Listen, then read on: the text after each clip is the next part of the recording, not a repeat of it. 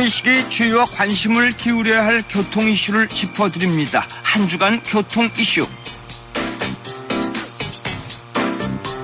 자동차 전용도로와 고속도로 좌석 안전띠 착용 의무 규정이 법으로 정해져 있지만 고속도로를 이용하는 광역버스는 예외라서 승객의 입석을 허용하고 있다고 합니다. 이거 대단히 위험하죠. 자, 자세한 내용 김경배 교통전문위원에게 들어보겠습니다. 안녕하세요. 네, 안녕하십니까. 네, 탑승자의 안전을 지켜주는 이 유일한 장치가 바로 좌석뒤 착용법인데 고속도로를 이용하는 광역버스 입석 허용이 2년째 병행되고 있다고요? 네, 광역버스 입석 출퇴근 문제를 풀기 위해서요. 네. 국토교통부와 지방자치단체들이 노력을 한 것은 사실입니다. 물론 성과에 급급했던 국토교통부가 지정 좌석제를 발표한 그런 공상과학 같은 소설 이런 계획도 있었지만요. 하지만 도로를 불문한 전좌석 안전띠 착용 의무화로 추진하고 있는 도로교통법 시행령 22조 규정은 결국 광역버스 이동수단에 역행당하는 그런 현실이 되고 말았습니다. 네. 우여곡절 끝에 2014년 7월 16일 광역버스 입석을 금지함으로써 잠시 제자리를 찾는 듯 했지만요. 시행 41일 만에 8월 25일 용두삼이처럼 원위치한 그런 졸속 행정으로 끝났기 때문입니다. 네. 그럼 지금 현재 고속도로를 운행하는 광역버스의 입석 운행이 합법적이라는 말씀이군요. 예, 실질적으로 입석은 하지 않지만 네. 여기에 전세버스를 투입을 함으로써 버스 승차 거부 사태가 이제 심각해지니까 네. 이런 경기도와 각시는 이런 약간 편법 아닌 편법을 쓰고 있는데요. 네. 이렇게 하다 보니까 입석이 실적으로 허용되고 있는 셈입니다. 네. 하지만 입석 안전 문제를 비교해 본다면요. 광역버스보다 전세버스가 훨씬 구조상 위험함을 알 수 있습니다. 네. 정규 승차 인원이 편안한 여행을 즐길 수 있도록 제작된 것이 바로 전세버스다 보니까요. 그렇죠. 손잡이도 없고 또 하차벨도 없기 때문입니다. 한마디로 입석 가능한 노선버스로 대체 운행한다는 것은요.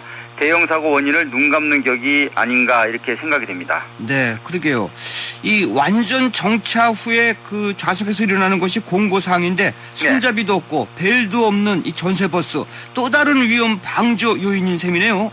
맞습니다. 버스가 정차한 상태로 탔다가 정차한 다음에 내리는 게 바로 전세버스 운행 목적이니까요. 네. 손잡이나 벨 자체가 필요가 없는 셈이죠. 그래서인지 설치 의무는 따르지 않아도 된다는 성급한 판단을 한 것 같은데요. 하지만 차내에서 가무하는 것을 금지하고요. 단속하는 이유까지는 배제시킬 수 없다고 봅니다. 아울러 이런 불안전 위험 요소들은요. 누적될수록 대형 사고 위험 지수는 상대적으로 높아갈 수밖에 없는 셈이고요. 더 큰 문제는 이런 승객 방치가 2년이 되도록 근본적 해결을 찾지 못하고 방치되어 있다는 것입니다. 네, 전세버스 입석 위험에 따른 관리와 감독은 물론 보상과 직결될 수 있는 책임마저도 애매모호한 상태라면서요?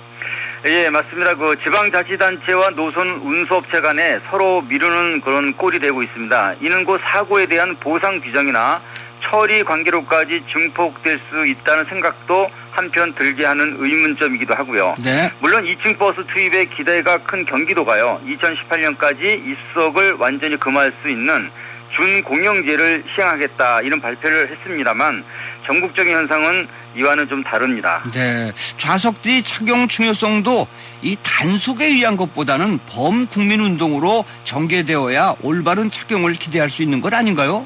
맞습니다. 세로 뛰는 어깨 부위의 쇄골을 가로 뛰는 골반을 지지하는 이런 타이트한 착용만이 유사시 최대의 안전성을 보장받을 수 있기 때문인데요. 네. 단속을 피하는 형식적 착용은 오히려 위험할 수 있다는 얘기가 됩니다. 특히 느슨하게 착용을 했거나 또 몸에 달라붙지 못하게 여유분을 두는 착용 의도는요. 안전이 아닌 단속을 피하는 한 수단에 불과할 뿐입니다. 네. 따라서 유아용 카시트를 준비하는 것은요. 부모의 슬기로움이고요. 올바른 착용법을 길러주는 교육의 진정한 애틋한 사랑으로 비유해 볼 수도 있겠습니다. 네, 유아용 카시트 준비하는 것도 아주 대단히 중요하지만 아이가 편안하게 착용할 수 있는 교육과 분위기 조성 또 필요하고 중요하다는 말씀이시죠? 그렇습니다. 맞벌이 부모와 모처럼 함께하는 나들이에서 착용에 익숙치 않은 아이라면요, 당연히 거부하게 됩니다. 네, 그렇죠. 카시트에 앉기보다는 엄마 품이나 차 안에서 이리저리 그 자유분방함을 표출하는 것을 좋아하는데요. 네. 이를 저지하게 될 경우 울음으로 이어지고요. 만약 이 투정을 들어준다면 착용은 아예 불가능한 상황이 됩니다. 유아용 카시트 보급이 27년이 넘었지만요, 아직도 이런 문제들은 되풀이되고 있다고 보여집니다.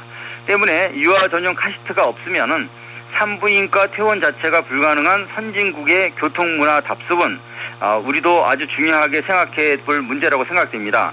기초안전의식을 일깨워주는 중요한 안전의식의 뿌리, 이젠 정착이 시급한 만큼 좀 바뀌어야 하겠습니다. 네, 김경배 교통위원님 오늘 말씀 감사합니다. 네, 감사합니다. 네.